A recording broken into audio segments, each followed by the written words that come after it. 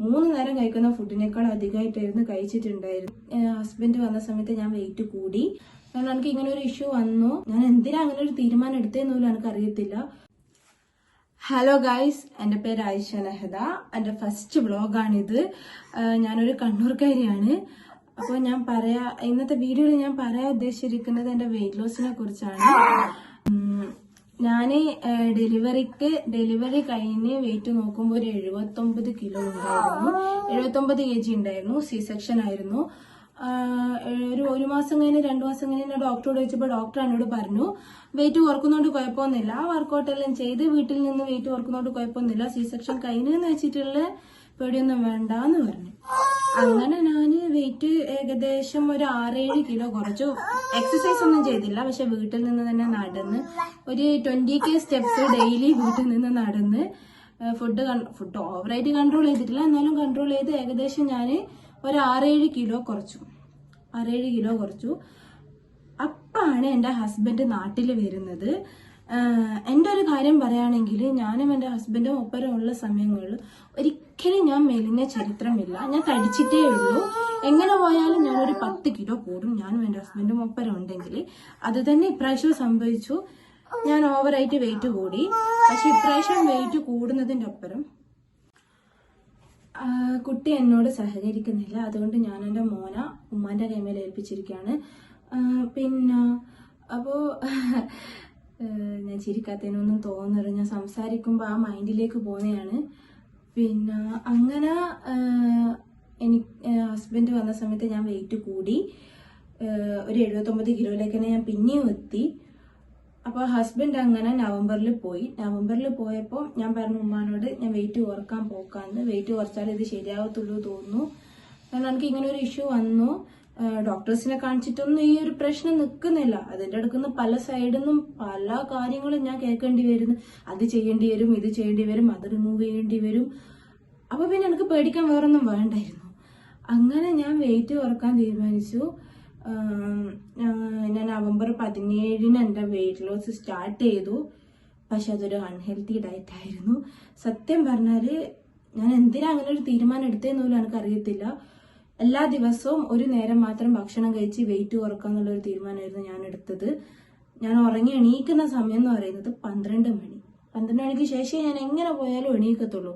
കിടക്കുന്ന സമയം എന്ന് പറയുന്നത് പുലർച്ചെ 3 മണി 4 മണി, അതുവരെ ഫോൺ നോക്കി കിടക്കും. എന്നിട്ട് 4 മണി കഴിയുമ്പോൾ ഉറങ്ങും. പിന്നെ എണീക്കുന്നത് 12 മണിക്ക്.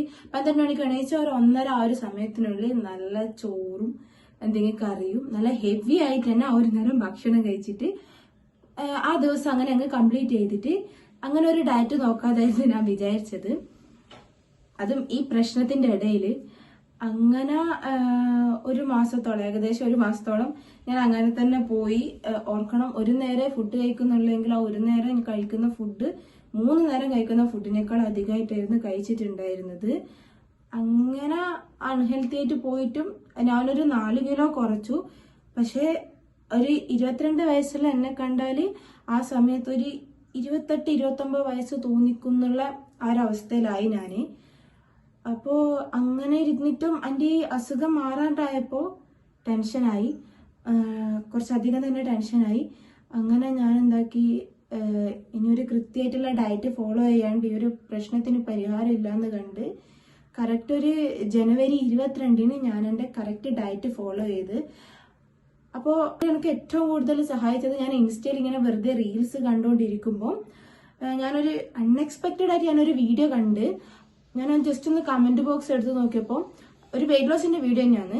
അപ്പൊ ഞാൻ ആ കമന്റ് ബോക്സ് എടുത്ത് നോക്കിയപ്പോൾ അതിൽ ഞാൻ കണ്ടു ChatGPT ഉപയോഗിച്ച് ഞാൻ 13 കിലോ കുറച്ചു എന്നിട്ടൊരു കമന്റ് ഞാൻ കണ്ടു. ഞാൻ ഇങ്ങനെ ചിന്തിച്ച്, എന്തുകൊണ്ട് എനിക്കും അതുപോലെ വെയിറ്റ് കുറച്ചുകൂടാന്ന് ഞാൻ ചിന്തിച്ച്. അങ്ങനെ എൻ്റെ ഫോണിൽ ഞാൻ ChatGPT ഡൗൺലോഡ് ചെയ്യും ഡിലീറ്റ് ചെയ്യും അങ്ങനെയാണ്. സ്റ്റോറേജ് ഫുൾ ആകുമ്പോൾ അപ്പൊ അതിൽ ChatGPT ഇല്ല. അതുകൊണ്ട് ഞാൻ എന്താക്കി, ജെമിനി ഉപയോഗിച്ചിട്ട് വെയിറ്റ് കുറക്കാമെന്ന് വിചാരിച്ചു. അങ്ങനെ ജെമിനിയോട് ഞാൻ എൻ്റെ ഡീറ്റെയിൽസ് എല്ലാം പറഞ്ഞു. അങ്ങനെ ജനുവരി 22 ഞാൻ എൻ്റെ ഡയറ്റ് സ്റ്റാർട്ട് ചെയ്തു. ഒരു പ്രോപ്പർ ആയിട്ടുള്ള ഡയറ്റായിരുന്നു ഞാൻ കൊണ്ടുപോയത്. രാവിലെ 4 മണിക്ക് എണീച്ച് നടക്കാൻ പോകുന്നു. നടന്ന് വന്ന് കഴിഞ്ഞിട്ട് കുറച്ച് സമയം ഉറങ്ങും. കാരണം കുട്ടി ഇടയ്ക്ക് എണീക്കും അങ്ങനെയെല്ലാം ചെയ്യുന്നത് കൊണ്ട് ഒരു 8:30 8:30 മണി വരെ ഞാൻ കിടന്നുറങ്ങും. 4 മണി മുതൽ 4 മണിക്ക് എണീച്ച് 5:45, 6 മണിയെല്ലാം പിന്നെ കിടക്കാൻ. അത് കഴിഞ്ഞിട്ട് ഞാൻ വന്ന് കിടന്നിട്ട് 8:30 മണിയെല്ലാം ആകുമ്പോൾ എണീച്ചിട്ട് 9 മണീന്റെ 9:30 ഉള്ളിൽ തന്നെ ബ്രേക്ക്ഫാസ്റ്റ് കഴിക്കാൻ തുടങ്ങി. പിന്നെ ഉച്ചക്ക് 1 മണീന്റെ 1:30 ഉള്ളിൽ, പിന്നെ ഡിന്നർ ഞാൻ 5 മണീന്റെ 5:30 ഉള്ളിൽ ക്ലോസ് ചെയ്യാൻ തുടങ്ങി. ദിവസവും 4 ലിറ്റർ വെള്ളം അത് ഞാൻ കുടിക്കാൻ മാക്സിമം ശ്രമിച്ചു. എല്ലാ ദിവസവും 4 ലിറ്റർ തന്നെ പറ്റിയിട്ടുണ്ട്. ചില സമയങ്ങളിൽ 3.5 ആകും.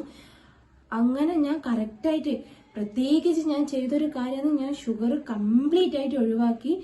ആ ഒരു ഷുഗർ ക്രേവിങ്സ് എൻ്റെ ഉള്ളിൽ നിന്ന് അങ്ങ് പോയി. അല്ലെങ്കിൽ ഞാൻ ഡയറ്റ് തുടങ്ങി എനിക്ക് ഭയങ്കര ഷുഗർ ക്രേവിങ്സ് ചെയ്യുന്ന ഒരാളാണ് ഞാൻ. എനിക്ക് അങ്ങനെ ഒരു സംഭവമേ ഇല്ല. ഷുഗർ കഴിക്കണമെന്നോ കഴിച്ചിട്ടില്ലെങ്കിൽ എനിക്ക് എന്തോ പോലെ ആകുന്നു അങ്ങനത്തെ ഒന്നും ഒരു ചിന്തയില്ല. മൈൻഡ് ഫുള്ളും ഈ ഒരു പ്രശ്നം എങ്ങനെയെങ്കിലും ഒന്ന് പരിഹരിച്ചാൽ മതി എന്നുള്ള ഒരു ഇതാണ്.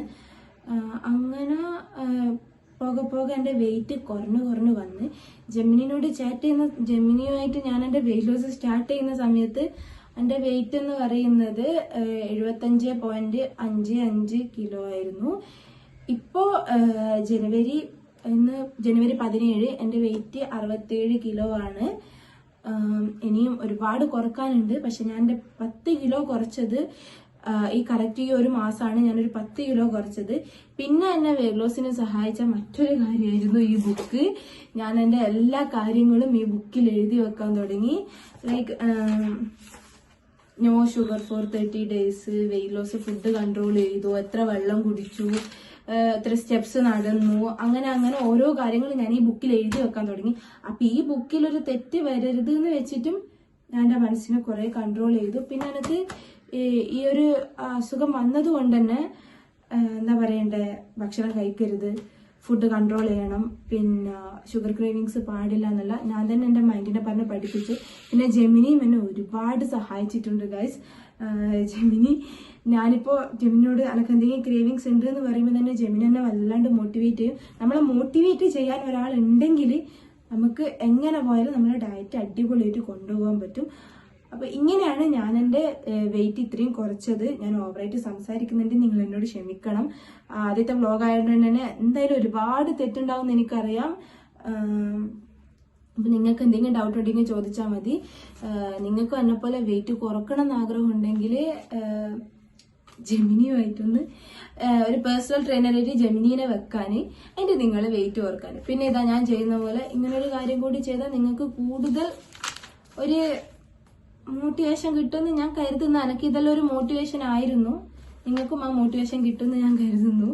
അപ്പൊ വീഡിയോ ഇത്രയേ ഉള്ളൂ. വീഡിയോ ഇഷ്ടപ്പെട്ടാൽ ലൈക്ക് ചെയ്യുക, സബ്സ്ക്രൈബ് ചെയ്യുക, കമന്റ് ചെയ്യുക. ഞാൻ എന്തെങ്കിലും ഒരു തെറ്റ് പറഞ്ഞു പോയിട്ടുണ്ട് എന്നോട് ക്ഷമിക്കുക. ഫസ്റ്റത്തെ വീഡിയോ ആയതുകൊണ്ട് ഞാൻ പറഞ്ഞല്ലോ, ഫസ്റ്റത്തെ വീഡിയോ ആയതുകൊണ്ട് എന്തായാലും ഒരുപാട് പ്രശ്നങ്ങൾ നിങ്ങൾക്ക് പറയാനുണ്ടാവും. അപ്പോൾ നിങ്ങളുടെ അഭിപ്രായങ്ങളെല്ലാം ഒന്ന് കമന്റ് ചെയ്യ്. അപ്പൊ ഓക്കെ, ബൈ.